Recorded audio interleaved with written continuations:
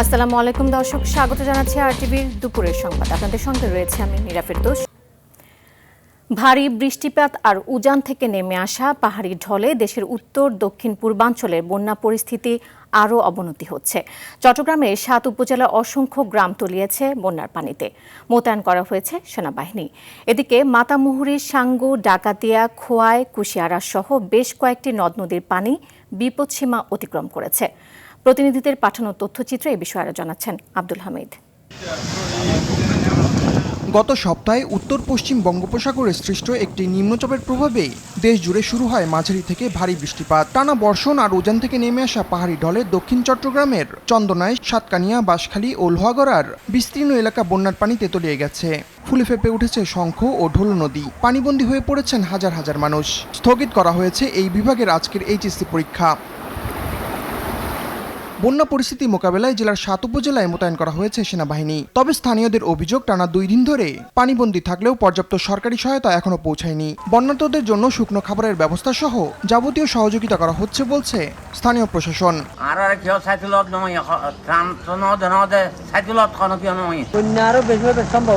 উপজেলা প্রশাসন সবসময় আমাদের জনগণের পাশে রয়েছে এবং ইতিমধ্যে আমরা শুকনো খাবারের ব্যবস্থা করছি।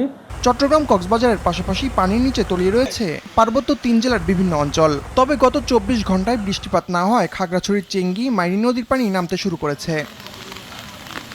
এদিকে মৌলভীবাজারের আকস্মিক বন্যায় চরম দুর্ভোগে পড়েছেন জেলার রাজানগর ও কমলগঞ্জ উপজেলার 3টি ইউনিয়নের কয়েক হাজার মানুষ। এখনো বিপদসীমার উপর দিয়ে বইছে মনু নদীর পানি। ধলই নদীর পানি বেড়ে যাওয়ায় লোকালয়ে প্রবেশ করেছে বন্যার পানি।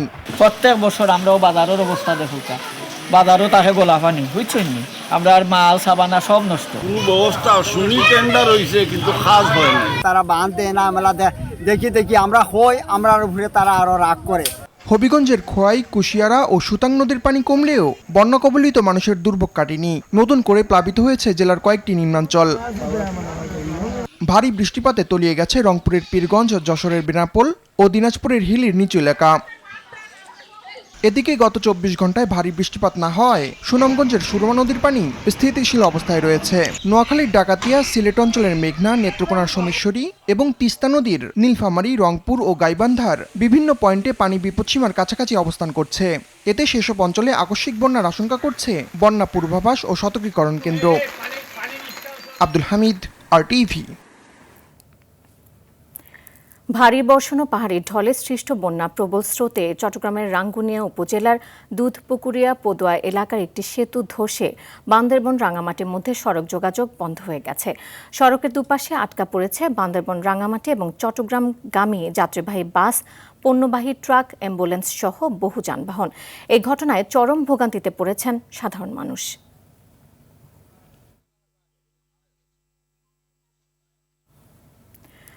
দর্শক, বন্যা পরিস্থিতি আরও খবর জানাতে বান্দরবান থেকে সরাসরি যোগ দিচ্ছেন সহকর্মী মোহাম্মদ শাফায়েত হোসেন। আর শাফায়েত, সাঙ্গু নদীর অবস্থা কেমন দেখছেন এবং নিম্নাঞ্চলের মানুষদের নিরাপদ স্থানে সরিয়ে নেওয়া হয়েছে কিনা এ বিষয়ে বিস্তারিত জানাবেন আমাদের।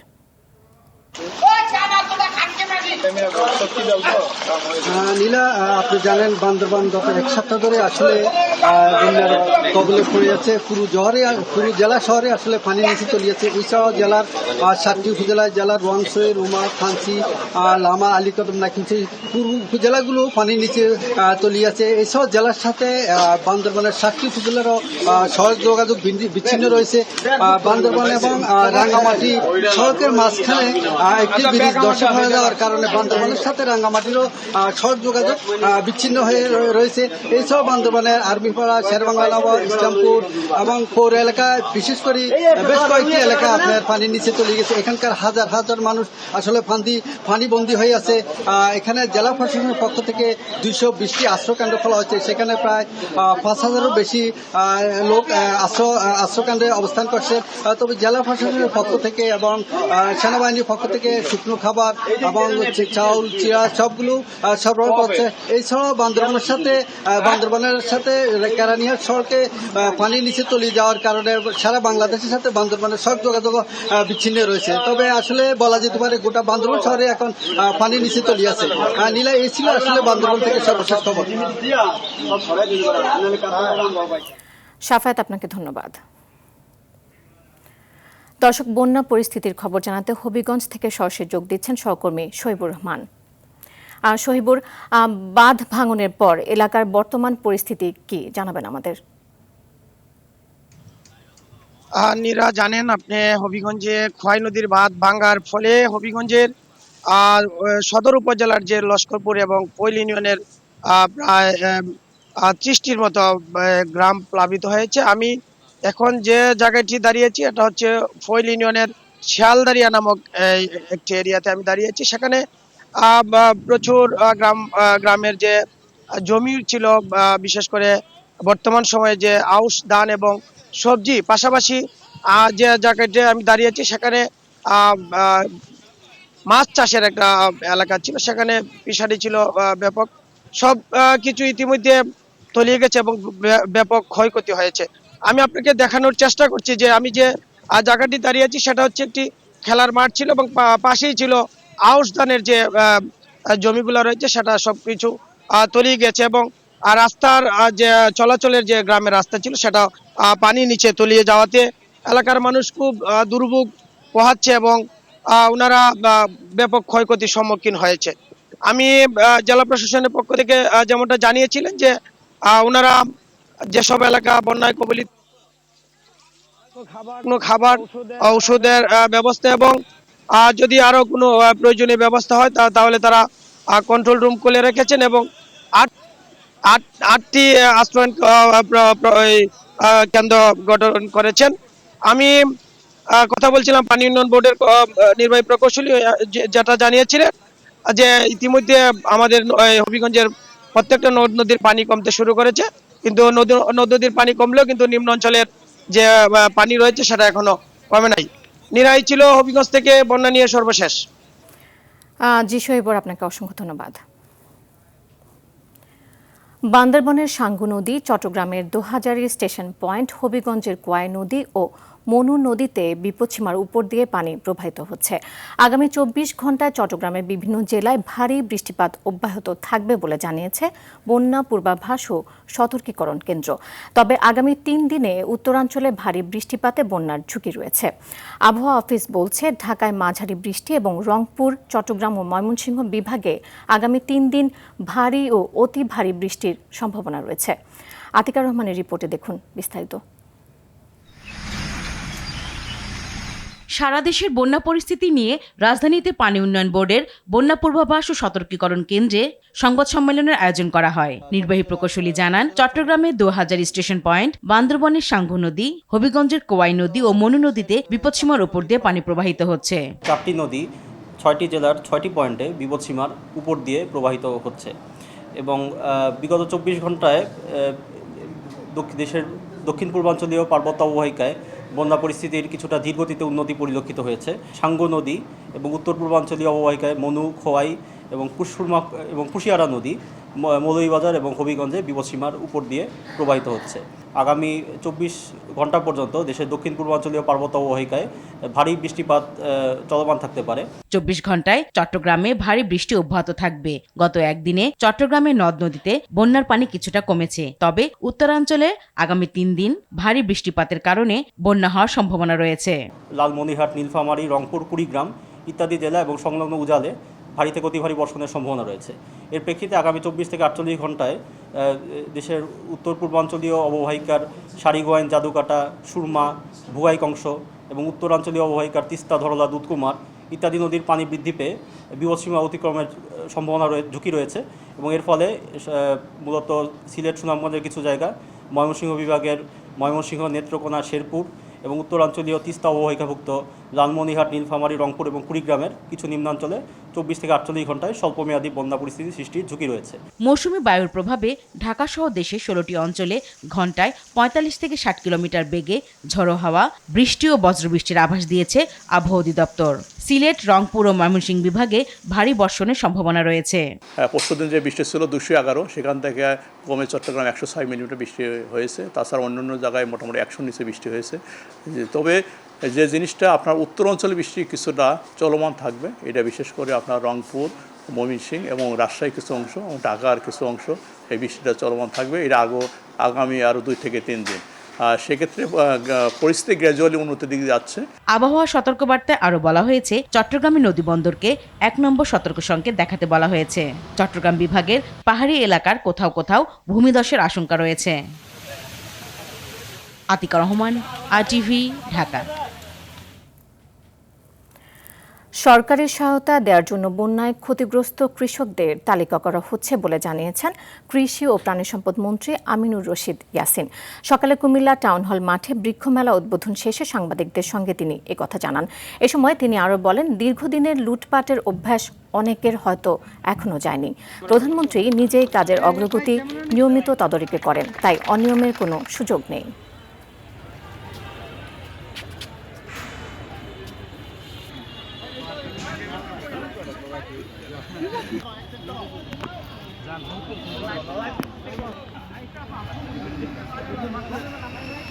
প্রত্যেকটা ইউনিয়নের ওয়ার্ড পর্যায়ে আমাদের অফিসার রয়েছে, যেখানে যারা ক্ষতিগ্রস্ত হয়েছে যেই ধরনের কৃষকই হোক, হোক সে মৎস্য, হোক সে সবজি চাষ, হোক সে ধান, হোক সে নারিকেল চাষ, সুপারি চাষ, ইভেন পান চাষ, সবাইকে কিন্তু আপনারা জানেন আমরা তাদেরকে কৃষি কার্ডের মধ্যে আমরা ইন করিয়ে ফেলছি। চট্টগ্রামের বন্যা দুর্গত এলাকায় যেসব পরীক্ষা বন্ধ রাখা হয়েছে যথাসময়ে তাদের পরীক্ষা নেওয়া হবে বলে জানিয়েছেন শিক্ষামন্ত্রী ডাক্তার আনম এহসানুল হক মিলন। সকালে সাভারে গণবিশ্ববিদ্যালয় দিবস উপলক্ষে আলোচনা সভায় তিনি একথা বলেন। এ সময় তিনি আরও বলেন, শিক্ষার মান উন্নয়নে সরকার নানা পদক্ষেপ হাতে নিয়েছে, তবে নিয়ম বহির্ভূত কোনো কাজ করা হবে না বলেও জানান শিক্ষামন্ত্রী।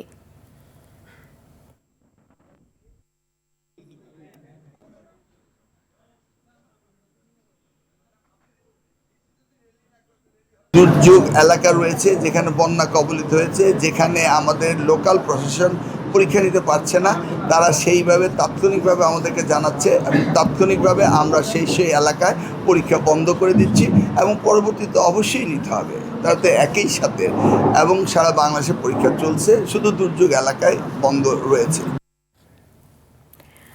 বন্যার পানি নেমে যাওয়ার পর দ্রুত সময়ের মধ্যে ক্ষতিগ্রস্ত রাস্তাগুলো সংস্কারের প্রস্তুতি নেওয়া হয়েছে বলে জানিয়েছেন স্থানীয় সরকার, পল্লী উন্নয়ন ও সমবায় প্রতিমন্ত্রী মীর শাহে আলম। সকালে ঢাকা আরিচা মহাসড়কের সাভারের আমিনবাজার ভাঙা ব্রিজ এলাকা পরিদর্শন শেষে তিনি একথা বলেন। ঢাকা আরিচা মহাসড়কের সাভারের আমিনবাজার থেকে হেমায়েতপুর পর্যন্ত মহাসড়কের পাশে ফেলে রাখা ময়লার ভাগাড় পরিষ্কার পরিচ্ছন্ন করে বৃক্ষরোপণ করা হবে বলেও জানান প্রতিমন্ত্রী।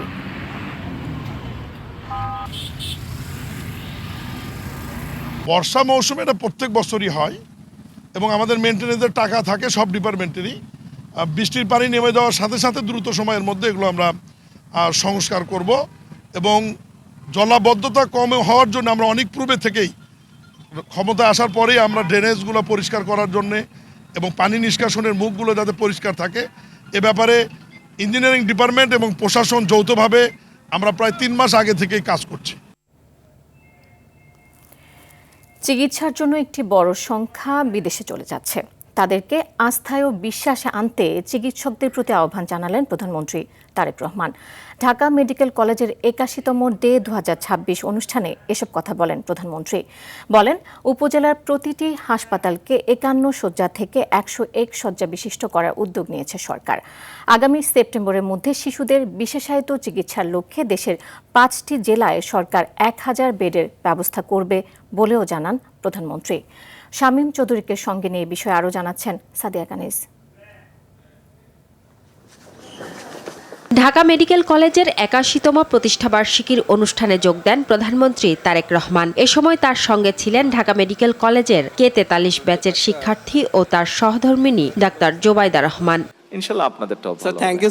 অনুষ্ঠানে ঢাকা মেডিকেল কলেজ হাসপাতাল ও দেশের চিকিৎসা ব্যবস্থার বিভিন্ন সমস্যা ও উন্নয়নের প্রস্তাব তুলে ধরেন কলেজের শিক্ষক শিক্ষার্থীরা। জবাবে বিদ্যমান সমস্যা সমাধানের উপর জোর দেন প্রধানমন্ত্রী। সেগুলো বাস্তবায়নে প্রয়োজনীয় পদক্ষেপের কথা জানান স্বাস্থ্যমন্ত্রী ও স্বাস্থ্য প্রতিমন্ত্রী। বক্তব্যের শুরুতেই অসুস্থ অবস্থায় মা বেগম খালেদা জিয়াকে চিকিৎসা ও নার্সিং সেবা প্রদান করায় ঢামেকের চিকিৎসকদের প্রতি কৃতজ্ঞতা প্রকাশ করেন প্রধানমন্ত্রী। তারপরেও এখান থেকে আমরা স্বাস্থ্য খাতে এবারের বাজেটের কথা তুলে ধরে প্রধানমন্ত্রী বলেন 1 লাখ স্বাস্থ্যকর্মী ও 25,000 মিডওয়াইফ নিয়োগ প্রক্রিয়া চলমান রয়েছে। ডাক্তার বা চিকিৎসক অ্যাপয়েন্ট করলেই হবে না, এর পাশাপাশি ওনাদের হ্যান্ডসগুলোও লাগবে। ফলে আমরা নার্স, মেডিকেল টেকনোলজিস্ট যেটি আমরা আলাপ করেছি, ফার্মাসিস্ট, মিডওয়াইফ এবং অন্যান্য স্বাস্থ্য পেশাজীবী যেগুলো আছে বিদ্যমান আছে সেগুলো শূন্য পদও দ্রুত সাথে যাতে এই শূন্য পদগুলো পূরণ করা যায় সেটির প্রক্রিয়ার কাজও আমরা শুরু করেছি। প্রধানমন্ত্রী বলেন চিকিৎসায় গবেষণা বাড়াতে বিভিন্ন উদ্যোগ নেওয়া হয়েছে। চিকিৎসক নিয়োগের প্রক্রিয়া চলমান রয়েছে বলেও জানান সরকার প্রধান। এই বছর যে বাজেট আমরা বেশি রেখেছি শুধু তাই নয়, বাজেট বৃদ্ধির সাথে সাথে বাজেট যেরকম বাড়িয়েছি একই সাথে সরকার এটার সাথে সাথে সরকার বিভিন্ন চিকিৎসা সামগ্রী কয়েকটি ক্ষেত্রে বেশ ব্যয় কমানোর চেষ্টা করেছে। বিভিন্নভাবে ট্যাক্স, ডিউটি, ভ্যাট এগুলা বিভিন্নভাবে কমিয়ে নিয়ে এসে উঠিয়ে নিয়ে এসে, যেমন ডায়ালিসিস ফিল্টার এটার খরচ অর্ধেক প্রায় 800 থেকে 1000 টাকার মধ্যে কমে এসেছে। এর আগে ঢাকা মেডিকেল কলেজ হাসপাতালে বৃক্ষরোপণ কর্মসূচির উদ্বোধন করেন প্রধানমন্ত্রী। ভিত্তিপ্রস্তর স্থাপন করেন 2টি ছাত্রী হোস্টেলের। খোঁজ নেন হোস্টেলের ভবন নির্মাণের ব্যবস্থাপনা সম্পর্কে। সাদিয়া কানিজ, RTV, ঢাকা। রাজধানীতে পথকুকুরের অস্বাভাবিক বংশবৃদ্ধি বর্তমানে এক চরম জনদুর্ভোগে পরিণত হয়েছে। পথচারীরা প্রায় হচ্ছে আক্রমণের শিকার। বড় একটি অংশকে জলাতঙ্ক রোধী ও বন্ধ্যাত্বকরণ টিকার আওতায় আনতে না পারায় সংকট বাড়ছে। 2024 সালের জরিপ অনুযায়ী ঢাকার 2 সিটি কর্পোরেশনে পথকুকুরের সংখ্যা প্রায় 1.5 লাখ। বেসরকারি ভেটেরিনারি সংগঠনের সঙ্গে সমন্বয় করে সংকট মোকাবেলার উদ্যোগ নিয়েছে ডিএনসিসি ও ডিএসসিসি। কুকুরের উপদ্রব নিয়ে সাদিয়া কানিজের বিশেষ প্রতিবেদনের আজ শেষ পর্ব। রাজধানীর প্রায় সব এলাকাতেই রাতের নির্জনতা নেমে এলে পথকুকুরের হাঁকডাক বেড়ে যায় কয়েক গুণ। তবে দিন হোক বা রাত, সুযোগ পেলেই পথচারীদের আক্রমণ করে বসে মালিকবিহীন এসব কুকুর। রিকশা বা মোটরসাইকেল আরোহীরাও কুকুরের উৎপাতে প্রায় দুর্ঘটনার শিকার হচ্ছে। আমি যখন এই মোটরসাইকেল স্টার্ট দিয়ে চলে যেতেছি তখন আমার পিছনে কুকুরটা ধাওয়া করে এবং এক পর্যায়ে আমার পায়ের মধ্যে কামড় দেয়। আছে 10-15টা একসাথে এসে একজন মানুষকে হাউমাউ করে ধরলে আসলে কিছু করার থাকে না। এটা নিয়ন্ত্রণে আসা উচিত। 2022 সালের পরিসংখ্যান বলছে ঢাকা উত্তর সিটি কর্পোরেশন এলাকায় পথকুকুরের সংখ্যা 75,000। 2024 সালের হিসেবে দক্ষিণেও এ সংখ্যা একই। তবে জন্ম নিয়ন্ত্রণে না থাকায় এখন তা বেড়েছে। এদিকে দৈনিক 300-400 জন বিভিন্ন বয়সী মানুষ ভ্যাকসিন নিতে সংক্রামক ব্যাধি হাসপাতালে আসে। এদের মধ্যে কুকুর আক্রমণের রোগী বেশি। রাস্তায় যে বেওয়ারিশ কুকুরগুলো থাকে সেগুলোকে যদি কোনোভাবে যারা হচ্ছেন আমরা এলাকা ভিত্তিক যে একটা পদক্ষেপ নেওয়া যেতে পারে যে তাই সেগুলোকে নতুন কুকুরের বাচ্চা প্রসব বলে সেগুলোকে ভ্যাকসিনের আওতায় আনা, ভ্যাকসিনেশন যদি দেওয়া যেতে পারে, এটা হলে হবে কি যে এই বাচ্চারা একটু নিরাপদ থাকতে পারবে আর কি। বাচ্চারা তো বুঝে না, ধরে ফেলে, তখন কুকুরগুলো একটু আক্রমণাত্মক হয়ে যায়। কুকুর উপদ্রবের সমাধান নিয়ে সাধারণ মানুষ 2 দলে বিভক্ত। অনেকেই চান সরাসরি নিধন, কিন্তু পরিবেশ রক্ষায় মানুষের সঙ্গে কুকুরের সহ অবস্থান চান বেশিরভাগ। দেশে প্রচলিত প্রাণী কল্যাণ আইনেও পথকুকুর নিধন সম্পূর্ণ নিষিদ্ধ। এ অবস্থায় বংশবিস্তার নিয়ন্ত্রণ ও জলাতঙ্ক রোধী ভ্যাকসিনই সমাধানের উপায়। আমরা সহ আরো বিভিন্ন সংগঠন আছে যারা সময় সুযোগ বা ফান্ড পেলেই আমরা বিশেষ কিছু এলাকায় যেখানে কুকুরের আপনার সমাগমটা বেশি সেখানে কিন্তু আমরা ভ্যাকসিনেশন কার্যক্রম করে থাকি। তবে প্রাণী সম্পদ অধিদপ্তরের কাছে ভ্যাকসিন না থাকায় সংকটে পড়েছে সিটি কর্পোরেশন। এমন পরিস্থিতিতে বেসরকারি সংগঠনগুলোকে সম্পৃক্ত করে সমাধানের চেষ্টা করছে তারা। প্রাণী সম্পদ অধিদপ্তর থেকে আমাদের কাছে চিঠি এসেছিল, এখন ওনাদের কাছে ভ্যাকসিনটা নাই। ওনারা যখন আসবে আমাদেরকে জানাবে। তো আমরা প্রাইভেট কিছু অর্গানাইজেশনের সাথে যোগাযোগ করেছি, যদি এভাবে করতে পারি তাহলে আমরা কুকুর দেখে ভ্যাকসিনেটেড করে ফেলতে পারবো আর কি। আমরা রিসেন্টলি 10 জন ভেটেরিনারি অফিসারকে নিয়োগ দিয়েছি এবং এই কমপ্লেইনগুলো প্রত্যেকটা কমপ্লেইন আমরা ইন্ডিভিজুয়ালি আমরা অ্যাটেন্ড করি। আমরা 3টা প্রতিষ্ঠানের সাথে এমইউ করেছি। এদেরকে আমরা রেগুলেট করি যে কোন এলাকায় আপনার কুকুরকে ভ্যাকসিনেট করতে হবে, কোন এলাকায় নিউট্রালাইজ করতে হবে। অনেকেই কুকুরের উপর অমানবিক আচরণ করে, যার ফলে পাল্টা আক্রমণের শিকার হয় মানুষ। প্রাণী ও মানুষের সহ অবস্থান নিশ্চিতে সবার সচেতনতা জরুরি। সাদিয়া কানিজ, RTV, ঢাকা। এ পর্যায়ে শুরুতে জানাবো আইডিএলসি পরিবর্তনের পথে বাংলাদেশ। খাদ্য নিরাপত্তা ও ভেজাল রোধে কঠোর নির্দেশনা দিয়েছেন প্রধানমন্ত্রী তারেক রহমান। সম্প্রতি সচিবালয়ের সংশ্লিষ্টদের তিনি এই নির্দেশনা দেন। প্রধানমন্ত্রীর নির্দেশ অনুযায়ী জনপ্রশাসন বিষয়ক উপদেষ্টা ইসমাইল জবিউল্লাহ, জনপ্রশাসন প্রতিমন্ত্রী আব্দুল বারী এবং মন্ত্রিপরিষদ সচিব ডক্টর নাসিমুল গনিকে সদস্য করে 3 সদস্যের উচ্চ পর্যায়ের কমিটি গঠন করা হবে। কমিটিকে 1 মাসের মধ্যে সংশ্লিষ্ট সংস্থাগুলোর দ্রুত সমাধানযোগ্য ও দীর্ঘমেয়াদী সমস্যাগুলো চিহ্নিত করে প্রয়োজনীয় সুপারিশ সহ প্রতিবেদন দিতে বলা হয়েছে। নিরাপদ খাদ্য নিশ্চিতকরণ, পণ্যের মান নিয়ন্ত্রণ এবং ভেজাল বিরোধী অভিযান পরিচালনাকারী সংস্থাগুলোর সমস্যা চিহ্নিত করে দ্রুত সমাধান এবং এসব প্রতিষ্ঠানের কার্যক্রম আরও গতিশীল করতে 3 সদস্যের উচ্চ পর্যায়ের কমিটি গঠনের নির্দেশ দিয়েছেন প্রধানমন্ত্রী Tarique Rahman.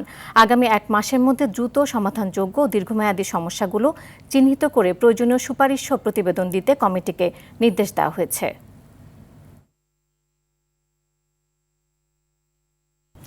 National life insurance আন্তর্জাতিক সংবাদ। নিজেকে হত্যা চেষ্টার যে কোনো পরিকল্পনার জবাবে ইরানকে সম্পূর্ণ ধ্বংস করার নজিরবিহীন হুঁশিয়ারি দিয়েছেন মার্কিন প্রেসিডেন্ট ডোনাল্ড ট্রাম্প। তেহরানের দিকে 1000 ক্ষেপণাস্ত্র লক অ্যান্ড লোড করে তাক করে রাখা হয়েছে জানিয়ে তিনি বলেন, কোনো আঘাত আসলে হাজারো মিসাইল ছুড়ে ইরানকে নিশ্চিহ্ন করতে নির্দেশ দেওয়া হয়েছে সামরিক বাহিনীকে। একই সঙ্গে তেহরানের সাথে যুদ্ধবিরতি শেষ ঘোষণা করলেও আলোচনার দুয়ার খোলা রেখেছে ওয়াশিংটন। বিস্তারিত আজহার স্বপ্নিলের রিপোর্টে। মধ্যপ্রাচ্যে শান্তি ফেরানোর উদ্যোগ বড় ধাক্কা খেল মাত্র 3 সপ্তাহের মাথায়। ভেস্তে গেল বহুল আলোচিত শান্তি চুক্তি। হরমুজ প্রণালীতে বাণিজ্যিক জাহাজে হামলার জেরে হঠাৎ করেই রণক্ষেত্রে রূপ নেয় এই অঞ্চল, যার প্রেক্ষিতে মার্কিন প্রেসিডেন্ট ডোনাল্ড ট্রাম্প সরাসরি ঘোষণা দেন তেহরানের সঙ্গে যুদ্ধবিরতির অধ্যায় এখন পুরোপুরি শেষ। তবে ট্রাম্প এও জানিয়েছেন ইরানের অনুরোধে পুনরায় আলোচনায় বসতে রাজি হয়েছে ওয়াশিংটন, কিন্তু আলোচনা চললেও বন্ধ থাকবে না সামরিক তৎপরতা। এর আগে ন্যাটো সম্মেলনে ইরানি নেতৃত্বকে কড়া ভাষায় আক্রমণ করেন ট্রাম্প। স্পষ্ট হুঁশিয়ারি দিয়ে বলেন, মার্কিন স্বার্থে আঘাতের জবাব দেয়া হবে 20 গুণ শক্তিশালী সামরিক অ্যাকশনে। ওয়াশিংটন সাফ জানিয়ে দিয়েছে, ইরান যদি প্রকাশ্যে হরমুজ প্রণালী উন্মুক্ত ঘোষণা না করে এবং জাহাজে হামলা বন্ধের লিখিত নিশ্চয়তা না দেয়, তবে কোনো পারমাণবিক চুক্তি হবে না। ইতিমধ্যেই তেহরানের উপর নতুন করে অর্থনৈতিক নিষেধাজ্ঞাও আরোপ করেছে ট্রাম্প প্রশাসন। এদিকে ট্রাম্পের এই চরম হুঁশিয়ারির মুখেও পিছু হটতে নারাজ তেহরান। ইরানের শীর্ষ আলোচক মোহাম্মদ বাগের গালিবাব জানিয়েছেন, মার্কিন সামরিক চাপের মুখে তারা কখনোই আত্মসমর্পণ করবে না। সমঝোতা ভাঙলে যে কোনো মুহূর্তে পূর্ণাঙ্গ যুদ্ধের জন্য প্রস্তুত রয়েছে ইরান। চলমান এই সংকট নিরসনে ওমান ও কাতারের মধ্যস্থতায় কূটনৈতিক তৎপরতা শুরু হলেও তেহরানের সাধারণ মানুষের মধ্যে যুদ্ধ নিয়ে এক ধরনের অনিশ্চয়তা ও উদ্বেগ বিরাজ করছে। বিশ্ব অর্থনীতি ও জ্বালানি সরবরাহের সুরক্ষায় এখন সবার নজর মধ্যপ্রাচ্যের এই উত্তপ্ত পরিস্থিতির দিকে। আজহার স্বপ্নিল, RTV। দর্শক, দুপুরের সংবাদ এ পর্যন্তই। জেলার সংবাদ বিকেল 4:45টায় দেখার আমন্ত্রণ রইল। এতক্ষণ সাথে থাকার জন্য ধন্যবাদ সবাইকে।